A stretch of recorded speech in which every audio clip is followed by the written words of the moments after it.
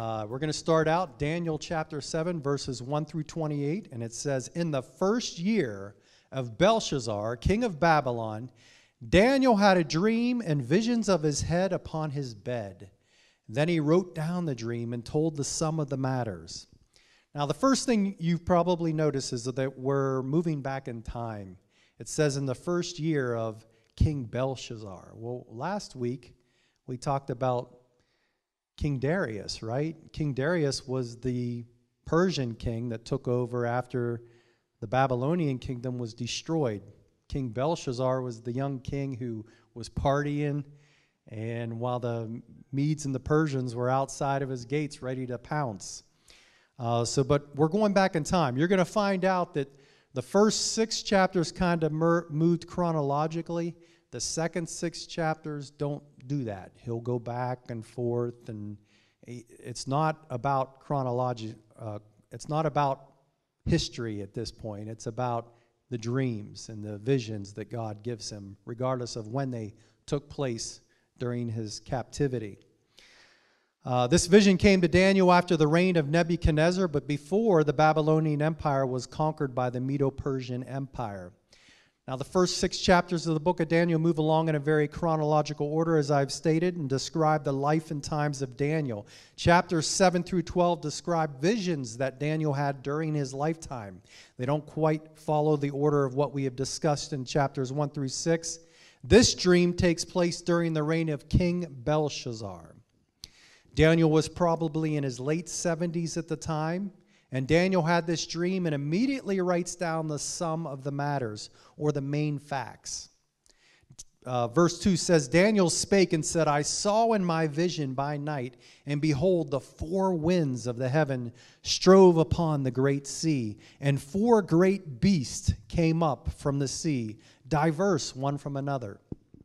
So I'm about to get into the details of Daniel's dream here. And let me first say that I do not consider myself an expert on end-time prophecy. There are people that make a living going around teaching nothing but end-time prophecy. In fact, we had a guy come to our church a couple of years ago. I think his name was Brother Ryder. Yeah, and he spent a couple of services going over end-time prophecy. It's hard to understand.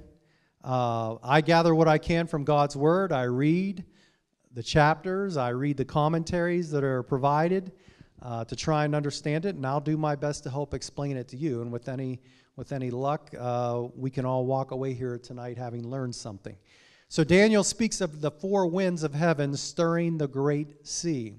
Now, the great sea is most probably talking about the Mediterranean Sea. It was considered dangerous and very mysterious to the ancient people of this region. They had other bodies of water like the Sea of Galilee or the Red Sea, but there was nothing that compared to the Great Sea, the Mediterranean Sea. If you got on the Mediterranean Sea and went from Africa up to the northern part, it could take days or even months to get there. It was a large sea, a large body of water. So the 4 winds could be spiritual forces, good or bad, the nations striving for control, or wars, political forces at play. These 4 winds gave way to these 4 large, ferocious beasts that emerged from the sea. And this is what Daniel sees in his vision. And verse 4 says, "The first was like a lion, and had eagle's wings. And I beheld till the wings thereof were plucked, and it was lifted up from the earth and made to stand upon the feet as a man, and a man's heart was given to it. And behold, another beast, a second like a bear, and it raised up itself on one side, and it had 3 ribs in the mouth of it between the teeth of it. And they said thus unto it, Arise, devour much flesh. After this I beheld, and lo, another like a leopard, which had upon the back of it 4 wings of a fowl. The beast had also 4 heads, and dominion was given to it." Now, if you were to go to Google and type in Daniel's dream or chapter 7 Daniel, all these images would pop up of artist renditions of these beasts. And I was tempted to maybe copy a couple of them, put them on slides. However, nobody really knows what these beasts look like. All we have to go off is what's written in the Bible. So I decided to just let your imagination roam wild tonight and kind of in your head conjure up some pictures of what these beasts might look like. But we learn as we read on that these beasts represent kingdoms or empires that ruled on earth. The first beast was like a lion with eagle's wings. It was more majestic than the beasts that follow. Now, lions and eagles are considered kings of their domain, right? The lion's the king of the jungle. The eagle's the king of all the birds. But this beast was humbled.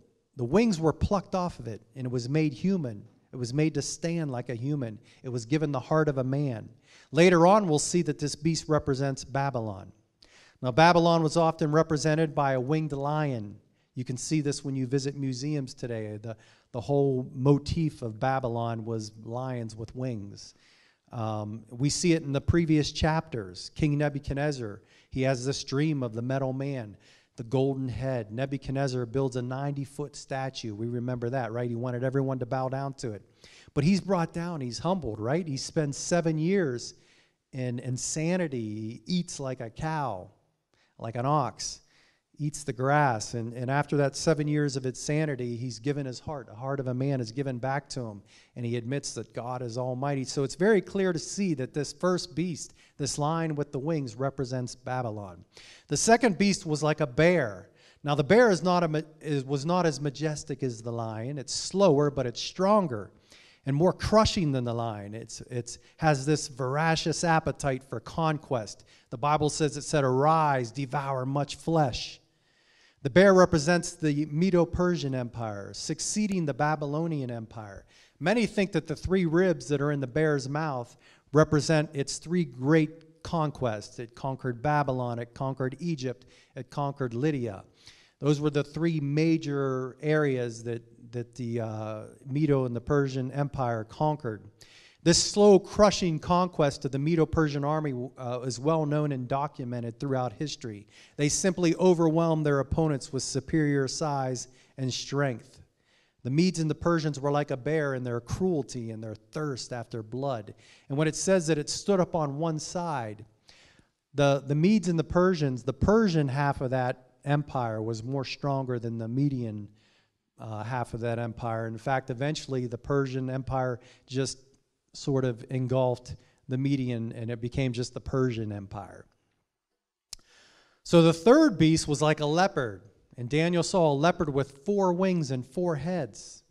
And leopards are known for their sudden, unexpected attacks, right? This one has 4 wings on it. So if being a leopard wasn't fast enough, now he's got 4 wings, so he's even more swift and clever. 4 heads. The leopard represents the Greek Empire. Alexander the Great is noted for how quickly he conquered the known world at this time. In 4 years, basically, Alexander the Great conquered all of the Persian Empire, Babylon, and even added more area to his empire. He was only 28 years old. Alexander was a young, smart, but dangerously living kind of guy. He was one of those guys who played hard, fought hard, and played hard. He was into drinking. He died at a young age of 32. And after his death, because he was so young, I believe he was married, but he had no children. He had no one to give the heir of it. No one to be an heir for his empire. So his empire was divided between his 4 generals, and that represents the 4 heads of this leopard beast. There really is very little debate among Bible scholars that these beasts represent these 3 empires.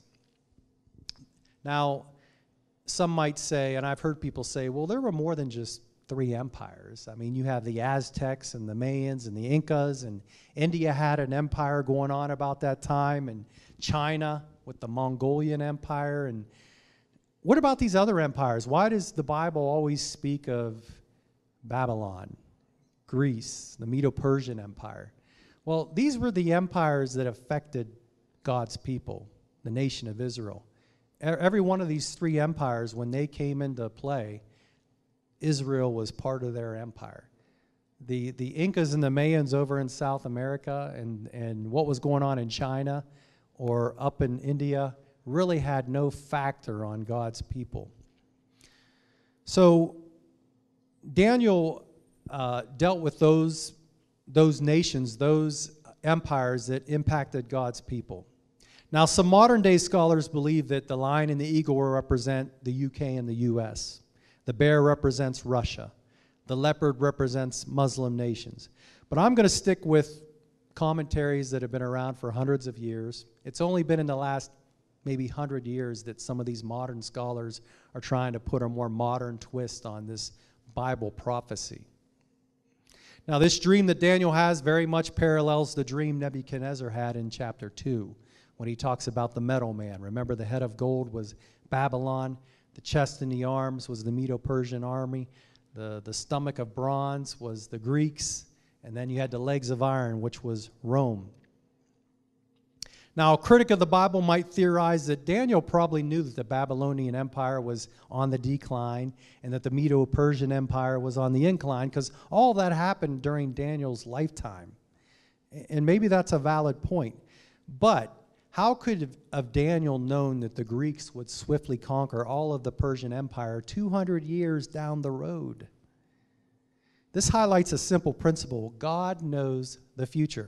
He can see the future and the past. It's like God has this long-range, bird's-eye view of this parade of history that's going by. We as humans, we sit down on the ground, and if you've ever been to a parade, you see that float that's going by, and you're focused on that float. And you don't know, if you didn't get there in time, you don't know what came before it, and you can't see what's behind it. You just see what's passing in front of you. But God, He stands back away from it all, and He can see the very beginning of history. He can see the very end of history. So He chooses who He's going to show. He can show anybody what He wants to show them. It's no wonder Peter says in 2 Peter 1:19, we have the prophetic word confirmed, which you do well to heed as a light that shines in a dark place. God knows the future, and He reveals it to His prophets, or who He will. To us, these three kingdoms are ancient history. You know, we can look back and say, oh yeah, that means this, that means that. Daniel didn't have that luxury. He was living before all this happened. To Daniel, this was very prophetic. And God may still be showing His plans to men and women of God today. And when we see biblical prophecy fulfilled, it gives us confidence in God's word. Now, this fourth beast takes a little more imagination. Verse 7 says, after this I saw in the night visions, and behold, a fourth beast, dreadful and terrible and strong exceedingly, and it had great iron teeth. It devoured and brake in pieces and stamped the residue with the feet of it. And it was diverse from all the beasts that were before it. And it had 10 horns. So this fourth beast was different than the previous three. And it had 10 horns. And Daniel says in verse 8, I considered the horns, and behold, there came up among them another little horn, before whom there were 3 of the first horns plucked up by the roots. And behold, in this horn were eyes like eyes of a man, and a mouth speaking great things. Now this fourth beast that Daniel sees is different. It's more terrible, it's more ferocious. His dominion was mightier, his reign was greater than all the other beasts. Now, history tells us we had the Babylonian Empire, then we had the Medo-Persian Empire, then the Greek Empire under Alexander the Great, and then we had fourth, the Roman Empire. Now, the Roman Empire was indeed different from the previous three. Its strength and its dominance was different, its geographical footprint was different, and its length of rule. These previous three empires lasted 150, 200 years maybe. The Roman Empire lasted nearly 1,000 years. And this fourth beast had 10 horns, and among the 10 horns arose a little horn. And this bizarre little horn, it had eyes like a man and spoke great words. This little horn is dominant, it's intelligent, it spoke boastful words. And this little horn, it says it plucked 3 of the 10 larger horns out by its roots. So you have this strange fourth beast with horns and this strange little horn that seems to represent something. Verse 9 says, I beheld till the thrones were cast down, and the Ancient of Days did sit, whose garment was white as snow, and his hair of his head like the pure wool. His throne was like the fiery flame, and his wheels as burning fire. And a fiery stream issued and came forth from before him. Thousands ministered unto him, and 10,000 times 10,000 stood before him. The judgment was set, and the books were open. So the first 8 verses depicted these terrible beasts, dominating, being ferocious, wreaking havoc on mankind. But then verses 9 and 10, we see God intervening. He's referred to as the Ancient of Days. This is the only place in the Bible where God is referred to as the Ancient of Days. And don't you love that name? The God who has no beginning, no end. He's the first, he's the last, the Alpha, the Omega. You can't date God. There was never a time where God was not, and there will never be a time where God will not be. He's the Ancient of Days. And so what happens? He is seated as this throne. He is seated at his throne as the great judge. And his throne is like the fiery flame, and his wheels as burning fire. Similar to what Ezekiel saw in the book of Ezekiel. He had this vision of God and this fiery flames and these wheels with eyes on them that turned. Very much the same. And, you know, this happens years before Daniel. And it says there is 1,000 thousands ministering to him. Does anyone know what 1,000 thousands is? It's 1,000,000. And millions are ministering to him. We might think of these as angels. But it goes on to say 10,000 times 10,000 stood before him. 10,000 times 10,000 is 100 million. It's as if all of humanity is gathered before the throne of God. Can you feel the gravity of this next sentence? The judgment was set and the books were opened. It's like Daniel's being shown a vision of a time where man has his day of these 4 kingdoms ruling on earth, and then the end of days where God has his day in judgment. Something interesting happens in verse 11. We go back to the 4th beast.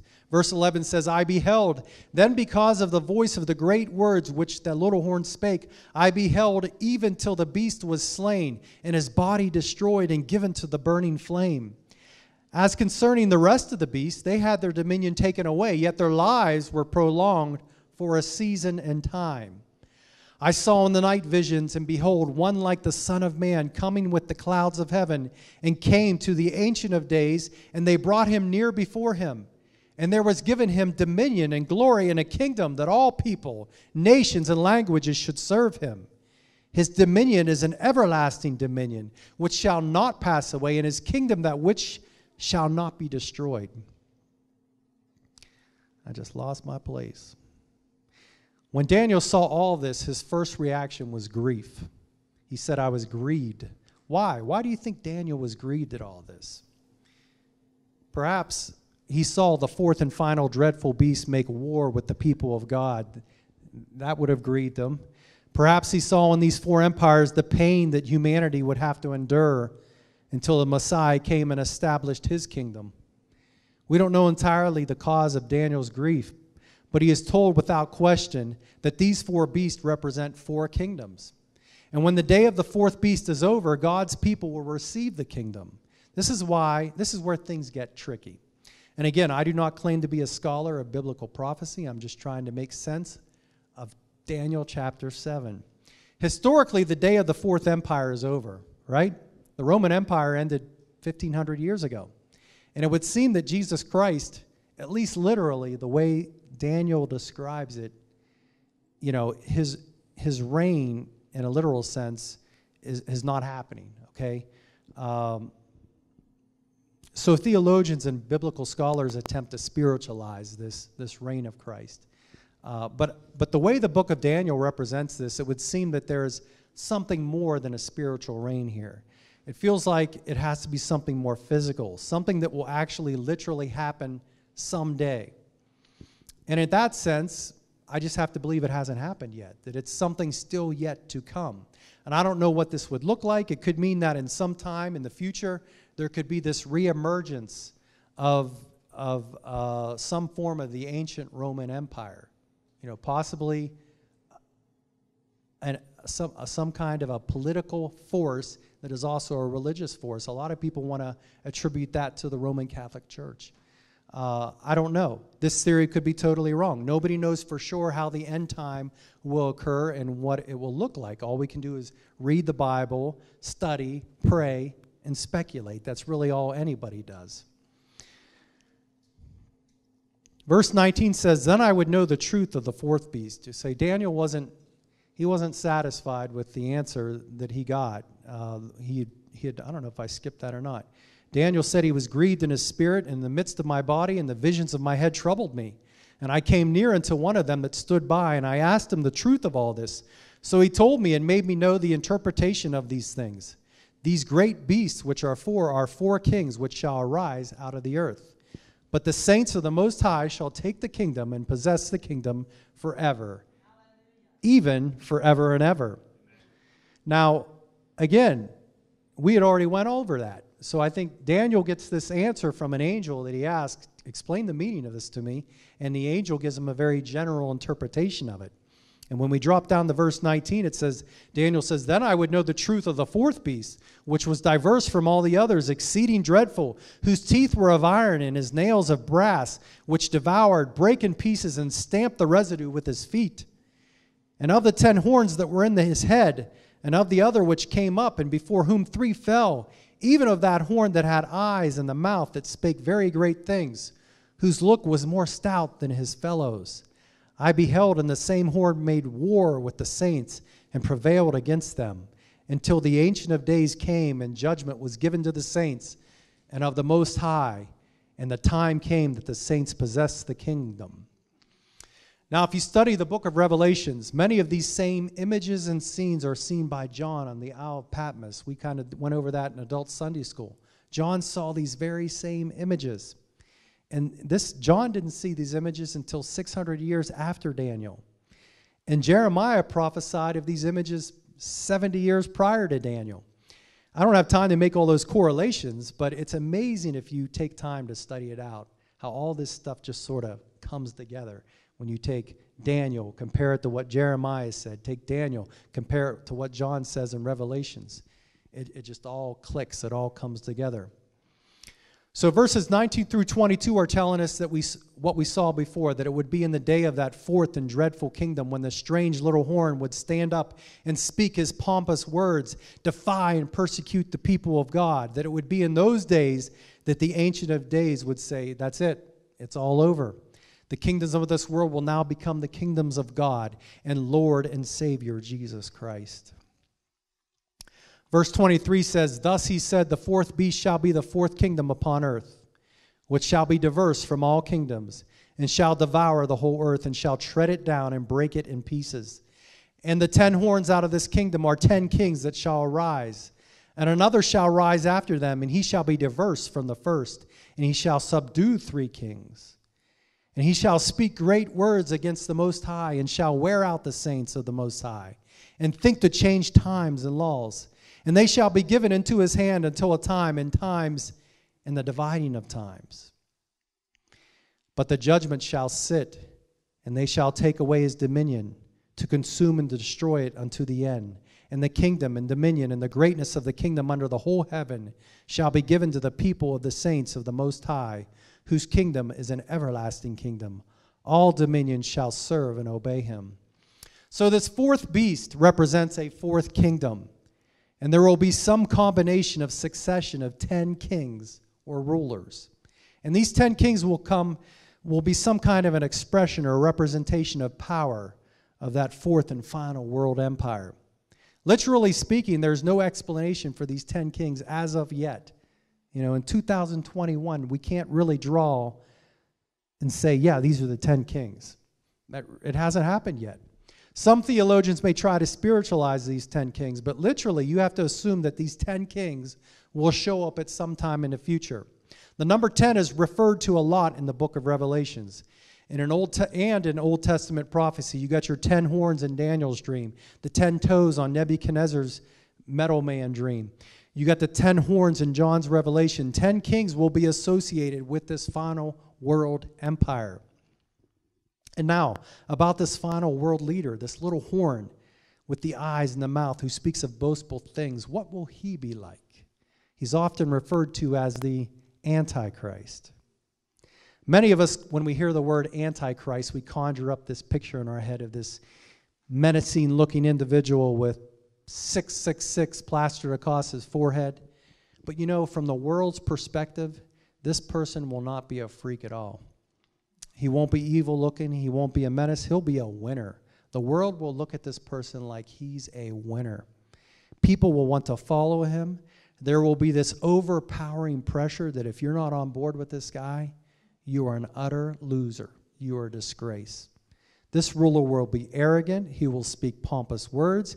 He'll intend to change profound things like laws and calendars and times. You know, when you think about it, our calendar is based on the Romans. Our time is based on the Romans. Many of our laws are based on the Romans. So it's not too far-fetched to think that in the end times, there's going to be this power, this government that's going to rise, that's going to be somehow connected to the Roman Empire. You know, and it says also that this man of perdition, this Antichrist, this little horn is going to rule for 3.5 years. Daniel puts it times, and the dividing of times. A time means a year. Times means 2 years. The dividing of times is a half a year. So 1 + 2 + a half is 3.5 years. In Revelations, when they talk about the Antichrist, he says he'll rule for 42 months. 42 months is exactly 3.5 years. It all just ties together. Matthew said that for the elect's sake, those days shall be shortened. For if it were possible, even the very elect would be deceived. This Antichrist, this little horn that's going to come up, there'll be 10 kings that are on board with this little horn. But you get the impression that maybe 3 will rebel, and this Antichrist is going to have to subdue those 3 kings. But they'll eventually be all on board with this Antichrist. Now, the good news here is that God reigns victorious. The judgment occurs, the enemy is destroyed, God's kingdom rules forever and ever. And again, nobody knows all the minute details of how the last days will come to fruition. If they say they do, personally, I think they're just mistaken, plain and simple. Just remember, God has the final word. God knows how this is all going to end up. And really, I don't think that it's all that productive for us to get really too down in the weeds about it at all. Verse 28 says, "Hitherto is the end of the matter. As for me, Daniel, my cogitations much troubled me, and my countenance changed in me, but I kept the matter in my heart." I mean, it's good to study prophecy in the book of Revelations, but God told us to go to the world and preach the gospel. That's what we should really focus on. Daniel was changed by his dream. You would be too if God revealed all this to you. Daniel saw the courtroom being set, the judge taking his seat, all of humanity before God, the books were being opened. This is a sobering thought. And the most important thing we can do is to prepare for it. What would you think if you were going before an earthly judge and you didn't do anything to prepare? You didn't hire a lawyer. You had no defense. You just showed up that day in front of the judge and said, "Judge, I have no attorney. I have no defense. I'm just going to wing it today." Probably wouldn't end up too well for you, right? We have to prepare for that day. The Son of Man came and made the preparations for you to be ready for that day of judgment. He said, "I know that on that great day of judgment, all humanity will be guilty, but I'll take your guilt. All of humanity will be under judgment, but I'll take your judgment." That's what Jesus Christ did for us on the cross. It's called sacrificial love. That same Jesus, the Son of Man who promised to come a second time and set all things right on earth, he came the first time to make a way that you and I could be right with God. He came a first time to take on all the guilt, all the shame, the judgment that we deserved upon us. He took it upon himself on the cross so that we can be ready for his coming the second time. This is the message that we should take away from chapter 7 in Daniel. God doesn't have just a plan for empires and kingdoms. He has a plan for each and every one of us. When he was on the cross, we were on his mind. That's a song I think we used to sing. You know, he has an individual plan for each one of us. It's easy sometimes to think that God doesn't care about me. I'm just a number. I'm one of millions of people that have lived. I'm one of millions of people that will come and go and die someday. But God has a plan for each and every one of us. He didn't come the first time for no reason at all. He came to prepare a way for each one of us to be ready for that day of judgment. I want to be ready for that day when the books are opened and all stand before him. Now, again, that was chapter 7, and I went kind of fast with it. There's a lot there. You could probably spend days and months studying out Daniel and Revelations and Jeremiah and how all these prophecies come together. And if you do that, that's great. Chapters 8 through 12 are more prophecy. Might not be as exciting as chapters 1 through 6, but I made a commitment that I'm going to do a study on the book of Daniel, and we're going to get through this. So, and we're going to learn something as a result of it.